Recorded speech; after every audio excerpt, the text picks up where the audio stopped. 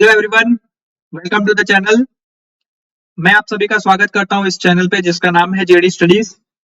सो आप सभी का इस चैनल पे स्वागत है। आई होप आप लोगों ने प्रीवियस वीडियो देख लिया होगा। मैंने प्रीवियस वीडियो में किस तरीके से एनर्जी ऑडिट की रिपोर्ट बनाई जाती है उसके बारे में पूरा डिस्कशन किया गया है। तो वो वीडियो अगर किसी ने नहीं देखा तो जाके वीडियो देख लीजिएगा। मैं उसकी लिंक आपको आई बटन में प्रोवाइड करवा दूंगा। सो उस लेक्चर को देखने के बाद ही आज का लेक्चर देखना, ताकि क्या है कि वो प्रीवियस लेक्चर और ये लेक्चर में थोड़ा बहुत कनेक्शन है इसलिए। ठीक, तो आज जो है वो हम लोग डेटा को रिप्रेजेंट किस तरीके से किया जाता है रिपोर्ट के अंदर, वो हम लोग पढ़ने वाले हैं।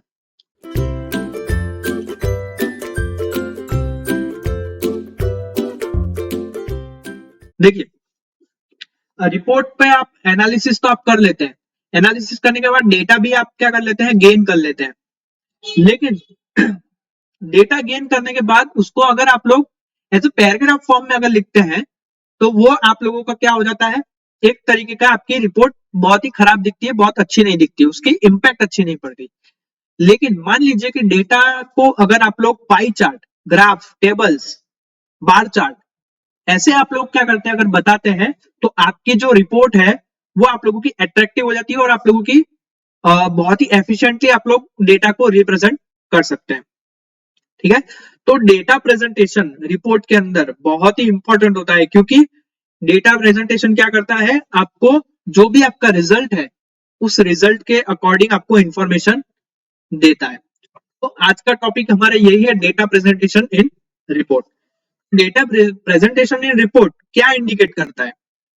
Should be indicate connected load, rating and distribution of light, fans, computer, lab equipment, printer, machine, projector, refrigerator, etc. etc. यानी कि आपके जहां पे भी आप ऑडिट करने गए हैं वहां पे आप लोगों का लोड का रेटिंग क्या है और क्या क्या कंपोनेंट्स आप लोगों के लोड के साथ कनेक्टेड है, वो चीज आप लोगों को डेटा प्रेजेंटेशन के तौर पे आप लोग उसे बता सकते हैं। दूसरा क्या है, energy, electrical energy consumption by load element, है ना, कि हर एक जो आप लोगों का एलिमेंट है वो कितना लोड कंज्यूम कर रहा है, उसकी जानकारी आप लोगों को कहां से मिलती है, डेटा प्रेजेंटेशन से। जैसे कि आप लोगों का रेसिडेंशियल हो गया, कमर्शियल हो गया, इंडस्ट्रियल हो गया, म्यूनिसिपालिटीज हो गई, एक्सेट्रा एक्सेट्रा जगह पे आप लोगों का लोड कितना है वो आप लोगों को डेटा प्रेजेंटेशन से पता चलती है। थर्ड वन है उसका, and curves are need to given by using available historical data, है ना। और नेक्स्ट है energy conservation with respect to time. ये चीज जो है वो हमें डेटा प्रेजेंटेशन से पता चलती है। अगर मान लीजिए हमको टोटल एनुअल एनर्जी का कॉस्ट पता है, तो हम लोग उसे by using the bar chart, by using the pie chart, है ना, और बाय यूजिंग द ग्राफ्स और टेबल्स हम लोग उसे क्या कर सकते हैं, स्पेसिफाइंग परसेंटेज के फॉर्म में उसे शो कर सकते हैं हमारी जो रिपोर्ट है उसके अंदर। जैसे कि मैं आपको एक एग्जांपल देता हूं, ये आप लोगों का एक पाई चार्ट है जो कि एनुअली आप लोगों के एनर्जी बिल पे क्या करता है, बेस्ड है ना। यहाँ पे जो हमारा यहाँ पे जो हमारा ब्लू कलर है, देखिए मैं आप लोगों को बता देता हूँ।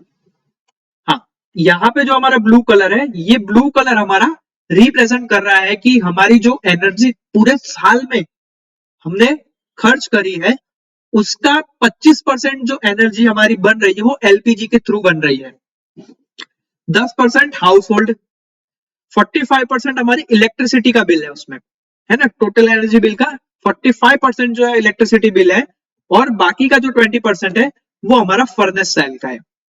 ओके, तो पाई चार्ट जो है हम लोग बेस एनर्जी बिल के बेस पे भी बना सकते हैं, या फिर पाई चार्ट को अगर हम दूसरे तरीके से भी बनाना चाहे तो एनर्जी कंजम्पशन के बेस पे भी बना सकते हैं। इसमें क्या करना पड़ता है, जो भी हमारा एनर्जी का सोर्स है ना, उसका सप्लाई यूनिट और कन्वर्जन फैक्टर, ये चीज हमें ध्यान में रखनी चाहिए।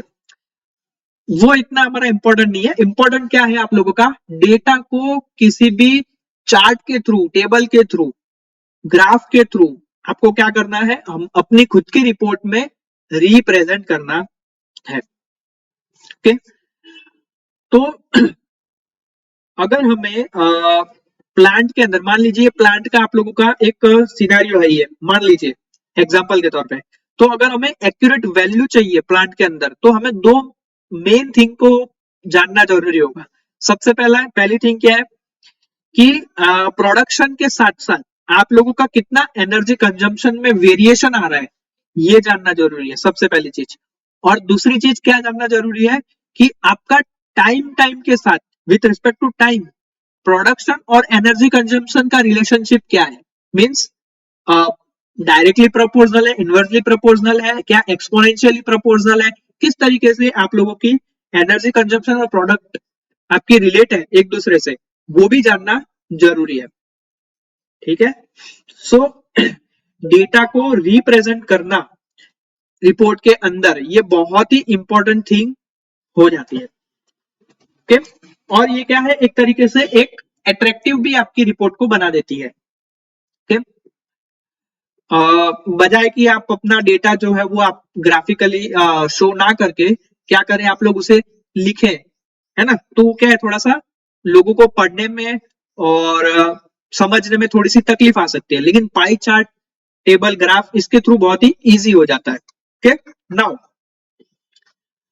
हर एक डेटा को एनालिसिस करने के बाद, उसका कैलकुलेशन करने के बाद, हम लोग क्या करते हैं, हमारी रिकमेंडेशन फाइंड करते हैं ना? ताकि क्या हो सके, जो भी आप लोगों का परफॉर्मेंस लेवल रहा है प्रीवियस ईयर, वो आप लोगों का परफॉर्मेंस लेवल आगे इंप्रूव हो सके। ओके, तो कुछ रिकमेंडेशंस है जो आप लोग कर सकते हैं। क्या है, जैसे कि पहला है installation of solar water heater to reduce water heating bills. जो हम लोग पानी गर्म करने में, किसी किसी के घर गैस गीजर होते हैं, लेकिन किसी किसी के घर क्या होता है, इलेक्ट्रिक गीजर होते हैं, तो वो इलेक्ट्रिक गीजर का बिल बचाने के लिए लोग क्या कर सकते हैं, सोलर वाटर हीटर भी लगा सकते हैं, ताकि क्या हो सके, इलेक्ट्रिसिटी बिल हमारा थोड़ा कम हो सके। दूसरा, replace the rheostatic regulators by using electronic ones as they are more efficient and durable। है ना, पुराने जमाने में क्या होता था कि आप लोगों के बड़े बड़े रेगुलेटर आते थे, है ना, जो कि रियोस्टेटिक रेजिस्टेंस होता था उसके अंदर, तो उससे क्या होता था, आप लोगों की हीट है, जो है इलेक्ट्रिसिटी थी, वो आप लोगों की हीट में कन्वर्ट होके एनर्जी का वेस्टेज ज्यादा होता था। लेकिन जब से आप लोगों के इलेक्ट्रॉनिक रेगुलेटर आए हैं मार्केट में, तो वो बहुत ही एफिशिएंट है और बहुत ही ड्यूरेबल है, और छोटे भी हैं साइज में। ठीक है, तो हर एक हमारे जो रियोस्टेटिक रेगुलेटर है, उसको हम लोग रिप्लेस कर सकते हैं by the electronic one. Next जो है वो है setting up the biogas plant to use food wastage material. है ना, तो जो भी आप लोगों का फूड वेस्टेज आप लोगों का बचता है, जो आप लोग बाहर फेंक देते हैं, कचरा हो गया, है ना, फूड का कचरा हो गया, ये सब आप लोग क्या करते हैं, कचरा पेटी में डाल देते हैं। उसकी बजाय आप लोग क्या कर सकते हैं, एक बायोगैस प्लांट का सेटिंग करके, बायोगैस प्लांट को बना के, आप उसके अंदर फूड वेस्टेज मटेरियल डाल के आप बायोगैस को प्रोडक्ट कर सकते हैं। साथ साथ में आप लोग क्या कर सकते हैं, अपना खातर बना सकते हैं, मतलब कि जो भी आप लोगों का प्लांटेशन में यूज हो सकता है। ठीक, तो इस तरीके से आप लोग एनर्जी को बचा सकते हैं। तो ये भी आप लोगों की एक रिकमेंड बन सकती है। नेक्स्ट रिकमेंडेशन, जो नॉर्मल रिकमेंडेशन है, वो क्या है, लाइट सेविंग के लिए हम लोग जो हमारी ट्यूब है ना, उसको हम लोग एलईडी से बदल सकते हैं।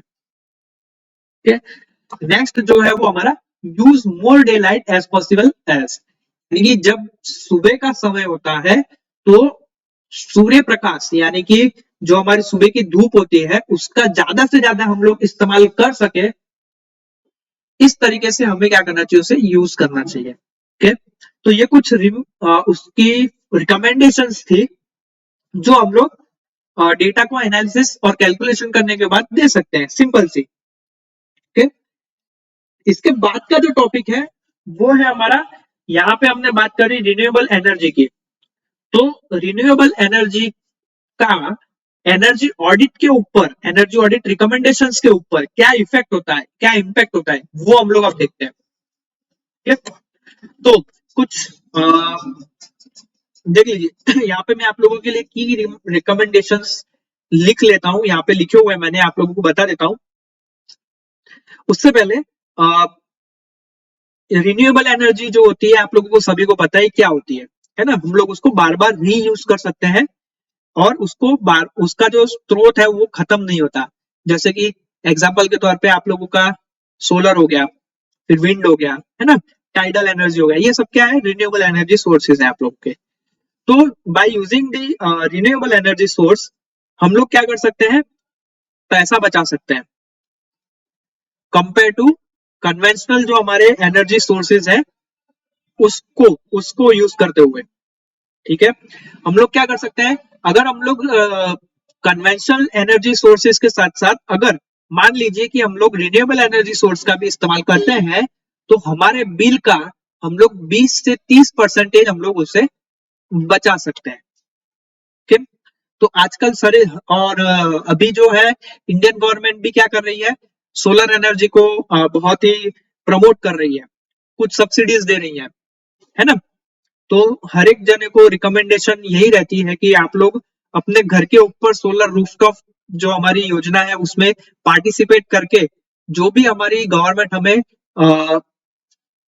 फायदा दे रही है वो हमें ले लेना चाहिए, और साथ साथ में जो एनर्जी कंजम्पशन है वो थोड़ा सा हमें सरकार के ऊपर बर्डन जो है उसका वो थोड़ा सा कम करना चाहिए। कन्वेंशनल जो हमारी एनर्जी सोर्सेज है उसको यूज हमें थोड़ा सा उसे कम कर देना चाहिए।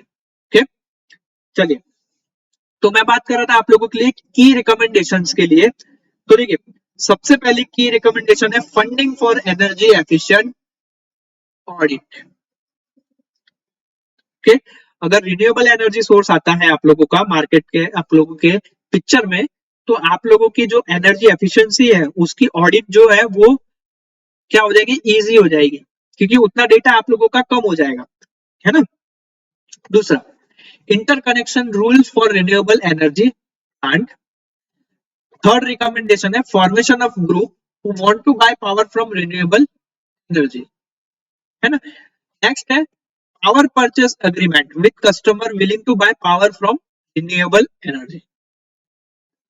और लास्ट है हमारा development of renewable energy grid codes.